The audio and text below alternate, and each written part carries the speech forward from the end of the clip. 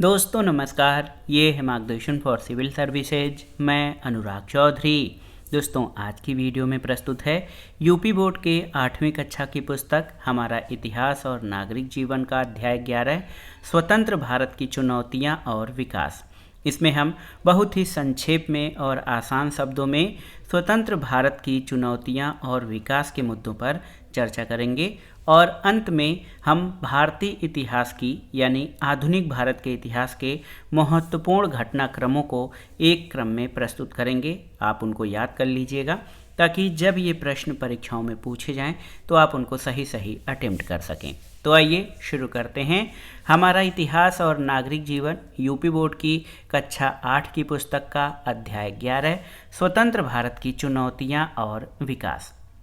देखिए, आप सभी जानते हैं कि 15 अगस्त 1947 को भारत स्वतंत्र हुआ था। भारत को स्वतंत्रता ब्रिटिश औपनिवेशिक सत्ता से 15 अगस्त 1947 को मिली थी और ये बहुत ही महत्वपूर्ण है। आप देख सकते हैं दोस्तों, 15 अगस्त 1947 को हमारा देश भारत आज़ाद हुआ था और 14 अगस्त की मध्य रात में जवाहरलाल नेहरू ने संविधान सभा में अपने ऐतिहासिक भाषण में कहा था कि रात को 12 बजे जब पूरा विश्व सो रहा है तब भारत जीवन और स्वाधीनता की ओर अग्रसर है। और आप जान लीजिए कि ये बहुत ही महत्वपूर्ण भाषण था जिसमें हमने अपने नियति के साथ जो है संवाद किया था और भारत 15 अगस्त 1947 की मध्य रात्रि को जो है ब्रिटिश औपनिवेशिक सत्ता के लंबे संघर्ष और एक लंबे अंतराल के बाद ब्रिटिश औपनिवेशिक सत्ता से स्वतंत्र हुआ था। भारत की करोड़ों जनता का सपना अब सच हो चुका है, लेकिन केवल इतना ही नहीं, ब्रिटिश सत्ता से स्वतंत्र होने के बाद और भारत पाकिस्तान नामक दो गणराज्यों के स्थापना के बावजूद भारत के सामने कई प्रकार की समस्याएं और चुनौतियां थीं जिनसे कि पार पाना बेहद ज़रूरी था। उन चुनौतियों का सामना करना बहुत ही महत्वपूर्ण था और ये चुनौतियां न केवल उस समय में थीं, लेकिन कई ऐसी चुनौतियां हैं जो स्वतंत्रता के बाद तत्कालीन समय में तो थी ही और बाद में भी बनी हुई हैं। तत्कालीन समय में कई प्रकार की चुनौतियां थी, तत्कालीन समस्याएं और जो वर्तमान में हैं। पहली जो सबसे महत्वपूर्ण चुनौती थी शरणार्थी यानी रिफ्यूजीज की समस्या। तो आप जानते हैं कि देश के विभाजन के बाद भारत और पाकिस्तान में हुए सांप्रदायिक दंगों के कारण पाकिस्तान से भारत आए लगभग 75,000 हिंदू, सिख और मुसलमान शरणार्थी भाइयों को बसाने की समस्या थी कि उनको कहाँ बसाया जाए और उनके रिहाइश के लिए क्या व्यवस्थाएं की जाएं। एक तो वो समस्या थी। निदान ये हुआ कि भारत सरकार ने करोड़ों रुपए खर्च करके इन शरणार्थियों को बसाया। शरणार्थियों को बने हुए मकान और भूमि दी गई। तो ये तत्कालीन जो शरणार्थियों की समस्या थी उसके लिए ये प्रयास किया गया। दूसरी महत्वपूर्ण समस्या देशी रियासतों का भारतीय संघ में विलय की समस्या थी। जब हम आज़ाद हुए तो देश में कुल 562 रियासतें थीं।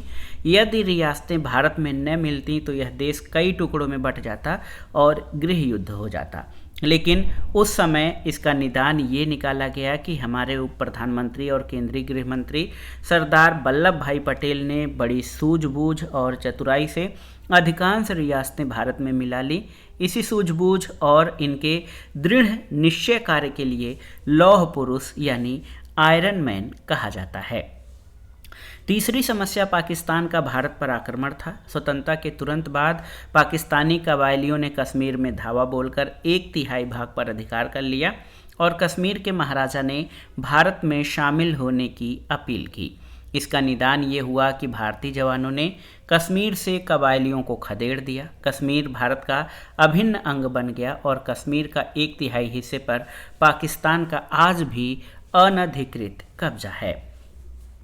अगली जो समस्या थी वो थी तत्कालिक में आर्थिक समस्या। स्वतंत्रता प्राप्ति के बाद कृषि की स्थिति जो है अच्छी नहीं थी। हमारे देश के गेहूं और जूट उत्पादन के अधिकांश सिंचित क्षेत्र पाकिस्तान के हिस्से हो गए थे।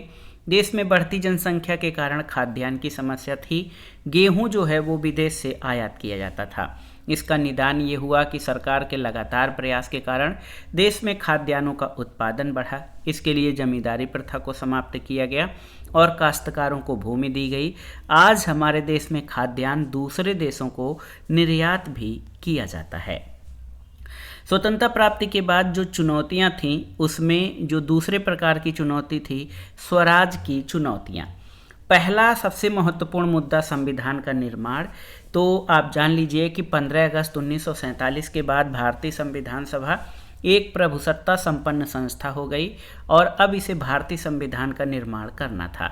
और इसका समाधान इस तरह से किया गया कि भारतीय संविधान सभा 26 नवंबर 1949 में बनकर तैयार हो गई।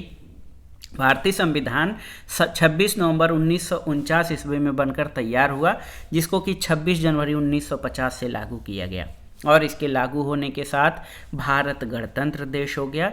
इसी कारण हम प्रत्येक वर्ष 26 जनवरी को गणतंत्र दिवस मनाते हैं और भारतीय संविधान 26 नवंबर 1949 को बनकर तैयार हुआ था। इस तिथि के उपलक्ष्य में हम संविधान दिवस के रूप में मनाते हैं। यहाँ आपको साइड में डॉक्टर भीमराव जी अंबेडकर का चित्र दर्शाया गया है, जिनको भारतीय संविधान का निर्माता कहा जाता है। इन्होंने भारतीय संविधान निर्माण में महत्वपूर्ण भूमिका निभाई थी और प्रारूप समिति की अध्यक्षता की थी। दूसरा जो स्वराज की चुनौती थी, उसमें विदेशी उपनिवेशों के विलीनीकरण की समस्या थी। देश की स्वतंत्रता के बाद भी गोवा, दमन दीव और दादरा और नगर हवेली में पुर्तगालियों का, पुडुचेरी, चंद्रनगर, माहे और कारिकल पर फ्रांस का कब्जा था और एकता और देश की एकता और अखंडता के लिए ये जरूरी था कि ये विदेशी उपनिवेश भारत में आ जाएं, शामिल हो जाएं। इसका निदान ये हुआ कि फ्रांस सरकार ने भारत के आग्रह पर 1954 को पुडुचेरी, चंद्रनगर, माही और कारिकल तो सौंप दिए। पुर्तगालियों ने सैनिक कार्रवाई करने पर 20 सितंबर 1961 को गोवा, दमन दीव और दादरा नगर हवेली को सौंप दिया और अब इसके फलस्वरूप कश्मीर से कन्याकुमारी तक के समस्त भूभाग भारत के अंग बन गए। अब तीसरी महत्वपूर्ण चुनौती या स्वतंत्र भारत की समस्या क्या थी? ये था विकास की योजनाएं। स्वतंत्रता के बाद देश के सामने कई प्रकार की समस्याएं थीं और ये जो विभाजन से उत्पन्न तात्कालिक समस्याएं थीं, उसके इतर ये समस्याएं जिसमें गरीबी, अशिक्षा, बेरोजगारी, सामाजिक आर्थिक विषमता, इनसे समाज को मुक्त कराने की समस्याएं जो हैं प्रमुख थीं और ये समस्याएं आज भी हैं। न केवल स्वतंत्रता के तत्काल बाद बल्कि ये समस्याएं स्वतंत्रता के इतने वर्षों के बाद भी आज भी बनी हुई हैं। इसके निदान के लिए सरकार के द्वारा अनेक प्रयास किए गए। सरकार ने देश में सभी क्षेत्रों का चरणबद्ध तरीकों से विकास के लिए 15 मार्च 1950 में योजना आयोग का गठन किया। योजना आयोग के माध्यम से पंचवर्षीय यानी 5 वर्षीय योजनाओं को प्रारंभ किया। 1 अप्रैल सन 1951 को प्रथम पंचवर्षीय योजना लागू की गई। 31 मार्च 2017 तक 12 पंचवर्षीय योजनाएं पूर्ण हो चुकी हैं और 2014 में भारत सरकार ने योजना आयोग को समाप्त करके जनवरी 2015 में नीति आयोग यानी राष्ट्रीय भारत परिवर्तन संस्थान को प्रारंभ किया और इस आयोग के माध्यम से देश के विकास योजनाओं की रूपरेखा तैयार की जा रही है। तो योजना आयोग का निर्माण देश में पंचवर्षीय योजनाओं के जो है प्रारूप, उनके गठन को लेकर किया गया था कि किस तरह से योजनाएं बनाई जाएं जिससे देश का योजनाबद्ध ढंग से, इसके विभिन्न क्षेत्रों का योजनाबद्ध ढंग से विकास हो सके। तो 12 पंचवर्षीय योजनाएं संचालित की गई। उसके बाद 12वीं पंचवर्षीय योजना के दौरान जनवरी 2015 में सरकार ने एक नए नीति आयोग का गठन किया जो कि देश के विकास में थिंक टैंक के रूप में कार्य करता है। तो ये था आज का चैप्टर। इसमें कुछ शब्दावली हैं। अग्रसर मतलब आगे बढ़ता हुआ या विकासशील, अनाधिकृत यानी जिस पर अधिकार न हो या जिस पर विधिक अधिकार न हो, निर्यात एक्सपोर्ट होता है जब एक देश अपने यहाँ बने सामान को दूसरे देश में बेचता है तो उसे निर्यात यानी एक्सपोर्ट कहते हैं। अब आइए अभ्यास प्रश्नों पर, बहुविकल्पी प्रश्नों पर। भारत कब स्वतंत्र हुआ था? तो भारत को स्वतंत्रता 15 अगस्त 1947 को मिली थी और प्रथम पंचवर्षीय योजना देश में कब लागू की गई थी? 1 अप्रैल 1951 से देश में पंचवर्षीय योजना, पहली पंचवर्षीय योजना की शुरुआत हुई थी। अब आइए आधुनिक भारत के इतिहास की महत्वपूर्ण घटनाओं और तिथियों को देख लेते हैं। 1885 ईस्वी। तो A.O. ह्यूम यानी एलन ऑक्टेवियन ह्यूम ने भारतीय राष्ट्रीय कांग्रेस की स्थापना की और मुंबई में भारतीय राष्ट्रीय कांग्रेस का प्रथम अधिवेशन हुआ था। 1896-97 में भारत में भीषण अकाल पड़ा था। 1904 में भारतीय विश्वविद्यालय अधिनियम पारित किया गया। 1905 में करजन के समय में भारत का विभाजन लागू हुआ। 1912 में दिल्ली भारत की राजधानी बनाई गई। 1913 में गांधी जी का अफ्रीका में सत्याग्रह प्रारंभ हुआ था। 1914 आप जानते हैं प्रथम विश्व युद्ध प्रारंभ हुआ था जो 1919 तक चला था। 1915 में दक्षिण अफ्रीका से गांधी जी भारत आए थे।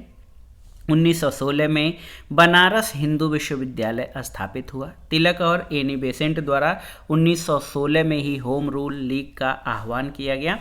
1919 की जो घटनाएं हैं उसमें 6 अप्रैल को रोलट एक्ट के विरुद्ध हड़ताल का आह्वान हुआ। 13 अप्रैल को जलियांवाला बाग हत्याकांड हुआ और 1919 में मॉन्टेग्यू चेम्सफोर्ड सुधार पारित हुआ था। 1920 ईस्वी में अलीगढ़ मुस्लिम विश्वविद्यालय बना और गांधी जी का प्रथम असहयोग आंदोलन 1920 में शुरू हुआ था। 1922 में फरवरी में जो है 4 फरवरी को ये घटना है चौरी चौरा कांड और इसके फलस्वरूप महात्मा गांधी द्वारा असहयोग आंदोलन स्थगित कर दिया गया था। 1927 में साइमन आयोग की नियुक्ति की गई जिसको श्वेत आयोग कहकर इसका विरोध किया गया था।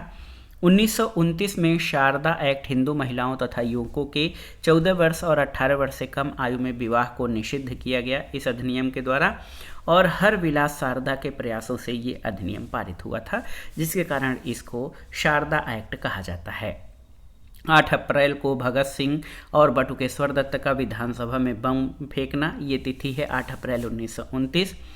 31 अक्टूबर 1929 को लॉर्ड इरविन की भारत के स्वशासन के विषय में घोषणा की गई और 1929 में 31 दिसंबर को कांग्रेस का लाहौर अधिवेशन हुआ जिसमें पूर्ण स्वराज की मांग की गई थी। 1930 में 14 फरवरी को कांग्रेस का सविनय अवज्ञा आंदोलन प्रस्ताव पारित किया गया और 12 मार्च 1930 को गांधी जी ने नमक कानून तोड़ने के लिए दांडी यात्रा की थी। 1931 में गांधी इरविन समझौता हुआ। 1932 में सांप्रदायिक निर्णय की घोषणा और गांधी जी द्वारा पुनः सविनय अवज्ञा आंदोलन का प्रारंभ किया गया। 1935 में भारत सरकार अधिनियम पारित किया गया। 1937 में नए चुनाव और नई प्रांतीय सरकारों का गठन हुआ। 1939 में अक्टूबर में वायसराय की घोषणा हुई। भारत में प्रादेशिक स्वशासन की स्थापना हुई और अंतिम अंग्रेजी उद्देश्य द्वितीय विश्व युद्ध कांग्रेस सरकारों ने त्यागपत्र दिए थे और इसका कारण ये था कि ब्रिटिश सरकार ने भारत से या कांग्रेस से बिना पूछे द्वितीय विश्व युद्ध में जो है भारत को झोंक दिया था। 1940 में मुस्लिम लीग ने पाकिस्तान प्रस्ताव पारित किया और अंग्रेजों का अगस्त प्रस्ताव भी 1940 का है। कांग्रेस का व्यक्तिगत सविनय अवज्ञा आंदोलन अक्टूबर से दिसंबर तक चला था। ये व्यक्तिगत सत्याग्रह था जिसके प्रथम सत्याग्रही विनोबा भावे थे और 1942 में कांग्रेस का भारत छोड़ो प्रस्ताव और भारत छोड़ो आंदोलन हुआ और ये स्वतंत्रता के लिए किया गया अंतिम महत्वपूर्ण आंदोलन था। 1943 में नेताजी सुभाष चंद्र बोस टोक्यो यानी जापान पहुंचे और स्वतंत्र भारत की सरकार का गठन और आज़ाद हिंद फौज बना। 1945 में मई जून में यूरोप में युद्ध समाप्त हो गया और 1946 में 18 फरवरी को मुंबई में नौसेना विद्रोह हुआ। 1 जुलाई को संविधान सभा के चुनाव हुए 1 जुलाई 1946 को और 2 सितंबर 1946 को पंडित जवाहरलाल नेहरू अंतरिम सरकार के प्रधानमंत्री बने थे। 1947 ईस्वी ये वर्ष भी बहुत ही महत्वपूर्ण है। 20 फरवरी को ब्रिटिश प्रधानमंत्री एटली द्वारा जून 1948 से पूर्व भारत छोड़ने की घोषणा की गई। 3 जून को लॉर्ड माउंटबेटन द्वारा 15 अगस्त 1947 को भारतीयों को राज सत्ता देने की घोषणा की गई और 15 अगस्त 1947 को भारत स्वतंत्र हुआ। और देखिए 30 जनवरी 1948 ये तिथि है। इस दिन को नाथूराम गोडसे ने महात्मा गांधी की हत्या कर दी थी। तो दोस्तों ये था देखिए आज का वीडियो 8वीं कक्षा के इतिहास, हमारा इतिहास और नागरिक जीवन का अध्याय 11 स्वतंत्र भारत की चुनौतियां और विकास। ये बहुत ही महत्वपूर्ण अध्याय था और इसके बाद इसमें नागरिक शास्त्र खंड शुरू होगा। उसके अध्याय 1 से हम आगे के वीडियो में कवर करेंगे। तो ये वीडियो आपको कैसा लगा हमें कमेंट बॉक्स में ज़रूर बताइएगा।